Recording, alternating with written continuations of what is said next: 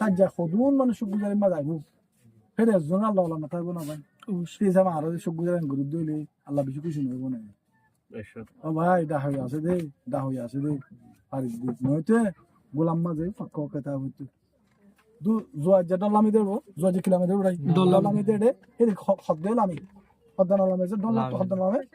হদ্দে আইতি গুলা যেতে সরে ফাক্কায় থাকি